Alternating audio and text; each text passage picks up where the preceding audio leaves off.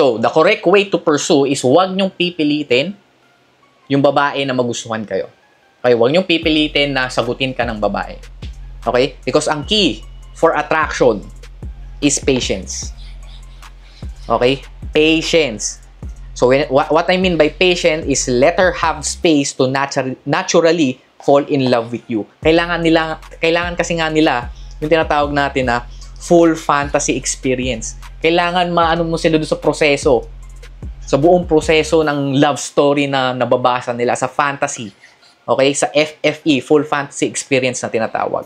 So, with patience, magagawa mo yun. Slow burn. Okay? Magkakaroon sila ng ups and downs, ng thrill, ng mysteriousness, magkakaroon ng tension. Okay? Pag kasi ikaw lang yung habol ng habol, ikaw lang lagi yung step forward, wala. Hindi ka makaka-create ng space in order for her to think about you. Hindi ka makaka-create ng tension. So, pag walang tension, walang attraction.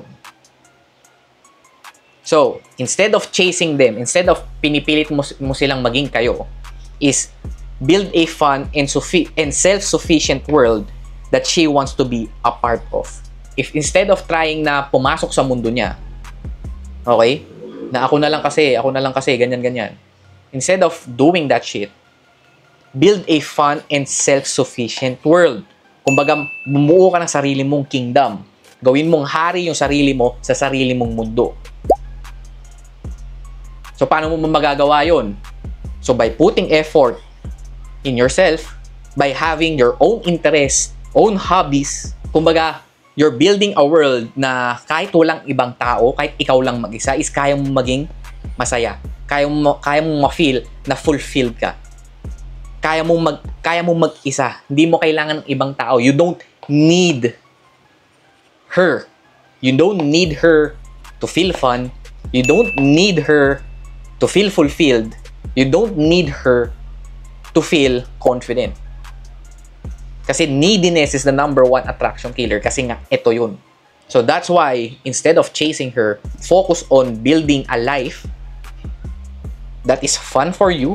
Again, di ko alam kung ano yung kung saan ka masaya, kung ano yung nagbibigay sa'yo ng fulfillment, kung ano yung mga interest mo, iba-iba tayo. Okay? Build a life that is fun and self-sufficient. Ibig sabihin, kahit hindi mo kailangan ng ibang tao, you're okay alone.